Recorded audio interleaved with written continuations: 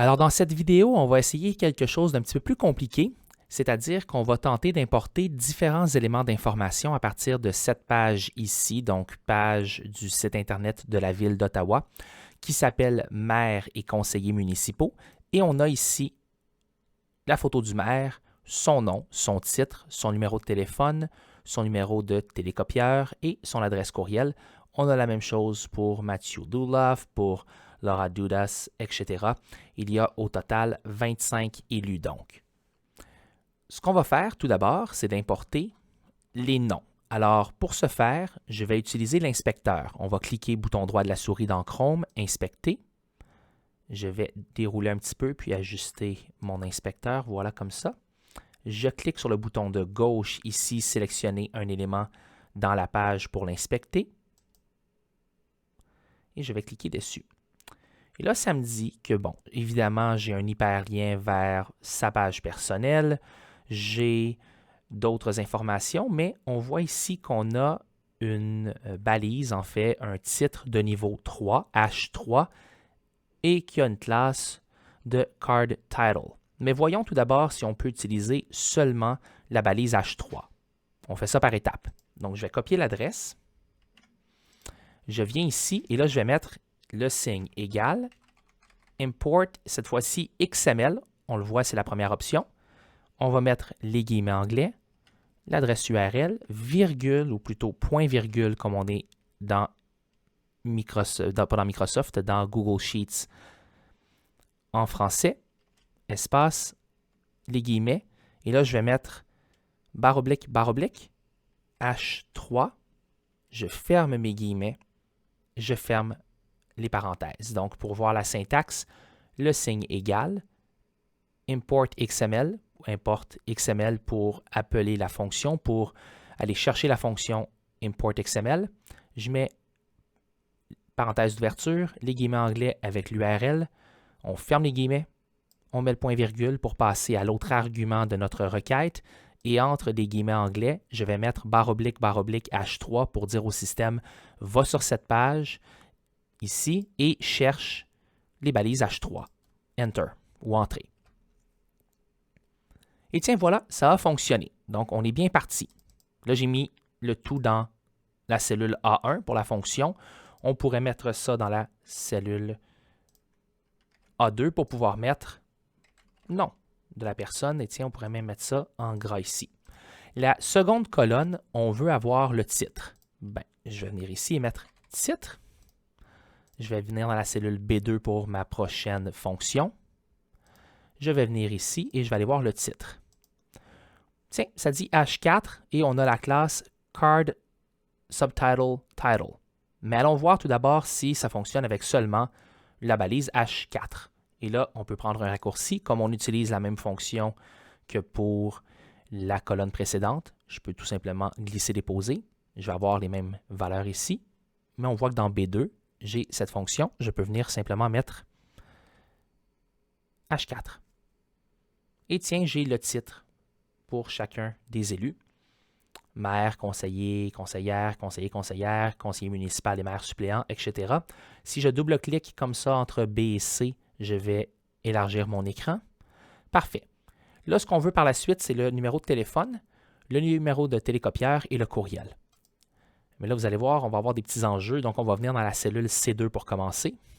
Et je vais venir voir ici, dans mon code, là où j'ai le téléphone, télécopieur, etc. Bon, ça me dit que c'est LI, hein? On le voit, c'est visible à l'écran, dans la boîte contextuelle. L'enjeu, c'est que si j'importe toutes mes listes et tous mes éléments LI, je n'en finirai plus. Donc, allons voir s'il n'y a pas un élément parent. Ben, si je viens ici, je vais cliquer. Vous voyez, on a ma liste. Je vois, pas ma liste, on a mes éléments de liste, hein, téléphone ici et télécopieur. Et on voit que ces éléments de liste-là sont dans une liste UL, donc unordered, qui se trouve elle-même, cette liste, dans une classe, dans une div de classe item list. Et on a le courriel juste en dessous qui semble être à l'intérieur de cette même div ici avec la classe item list. En fait, c'est une autre, là. On voit celle pour le téléphone et le télécopieur. et on voit ici l'autre div pour l'adresse courriel. Donc là, on commence à comprendre un petit peu l'organisation, la hiérarchie des choses. Donc, la liste ici est à l'intérieur de cette div, c'est-à-dire que la div avec la classe ItemList est notre élément parent et ensuite la liste et les éléments de liste, donc UL et LI, sont nos éléments enfants, ce qu'on appelle en anglais un élément child. Donc, on a ça et on a le courriel. Commençons donc avec la div tout court et ensuite on va essayer avec div ItemList. Donc, si je reviens ici et que je copie donc ma fonction, hein, on utilise toujours la même syntaxe de base jusqu'ici. Et là, ce que je vais faire, c'est dans cette cellule ici, hein, C2 plutôt, pardonnez-moi, j'ai fait une petite erreur, on va revenir, voilà comme ça. Je vais venir ici et je vais mettre div. Là, vous voyez ce qui se passe. C'est très long et on vient d'importer toutes les divs de la page. Ce n'est pas du tout ce qu'on voulait faire. Donc, ce que je vais faire, c'est annuler le tout. Et là, ici, je vais lui dire, donc oui, une div, mais pas n'importe quelle div. Je veux une div qui a une classe. Et là, on va mettre les guillemets simples et fermer tout comme ça. Donc, là, ce qu'on fait comme syntaxe, c'est qu'on lui dit avec les deux barres obliques, viens dans les divs, mais pas toutes les divs. Je veux seulement les divs qui ont la classe item list. On ferme, ou en fait, on encapsule la classe et sa propriété à l'intérieur d'une paire de guillemets, pas de guillemets, de parenthèses carrées. Et on s'assure de mettre les guillemets anglais simples autour du nom de la classe. Ensuite, on ferme les guillemets anglais et on ferme la fonction au complet avec les parenthèses au début et à la fin. Entrée.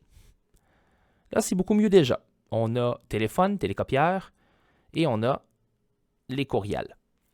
Là, on a remarqué tout à l'heure qu'on avait ici la div item list qui a le télécopieur, les numéros de téléphone et de télécopieur, et on en a une autre en dessous qui a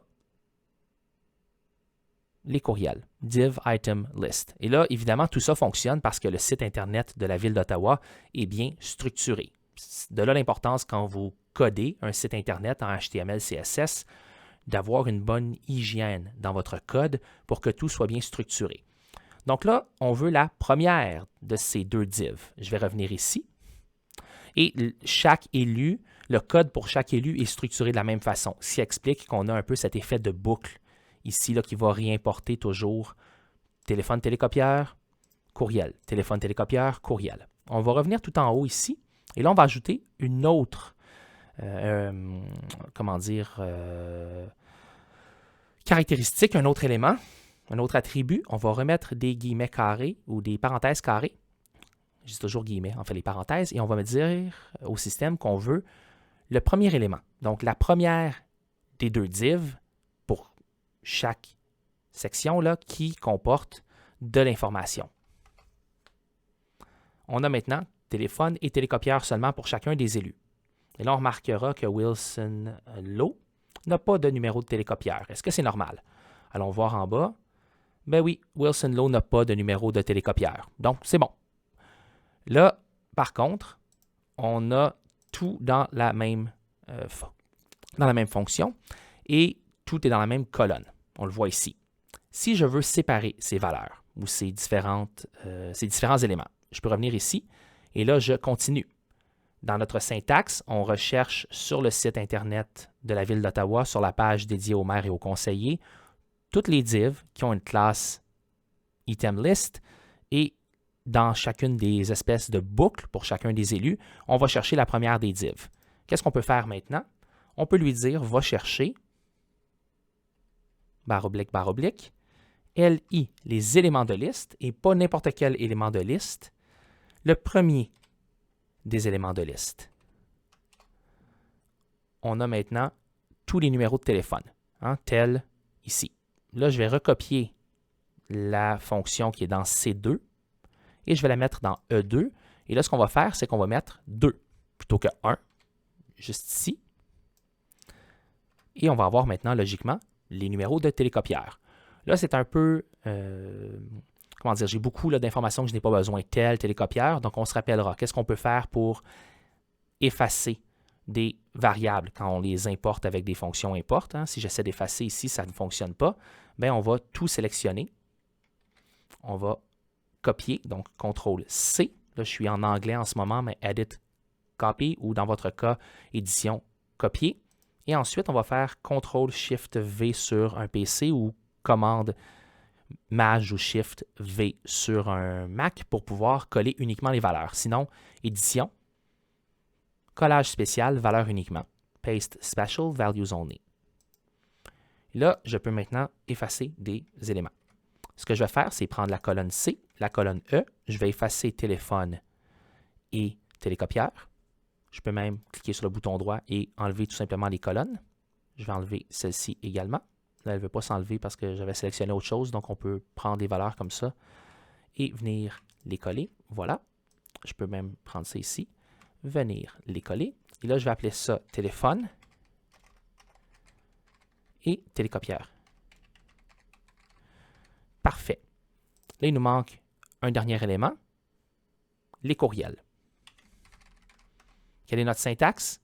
Bien, on va remettre l'adresse complète qu'on avait ici, égale import, XML, les guillemets anglais, je ferme, point virgule. Ici, on se rappellera que je voulais les divs. Ensuite, pas toutes les divs, je veux les divs qui ont la classe item list. Ensuite, donc vous voyez, classe item list, c'est à l'intérieur de parenthèses carrées et on met le A commercial, classe égale item list à l'intérieur d'une paire de guillemets simples et on met les parenthèses carrées autour. Ensuite, on veut, non pas cette fois-ci, la première div de chacune des boucles. Et là, je dis boucle entre guillemets, ce n'est peut-être pas le meilleur des termes, là, mais vous comprenez un peu la logique. Pour chacun des élus, on repart la boucle un petit peu. Et là, cette fois-ci, on veut le second item. Et je n'oublie pas de fermer le tout avec les guillemets anglais et parenthèse. Et voilà maintenant, on a une liste des adresses courriel. Alors voilà, ce n'est pas très compliqué une fois qu'on comprend la logique sous-jacente. Je vous invite vraiment à ouvrir, à lancer un document, un tableur Google Feuilles de calcul et à essayer ces différentes approches à partir du site Internet de la Ville d'Ottawa.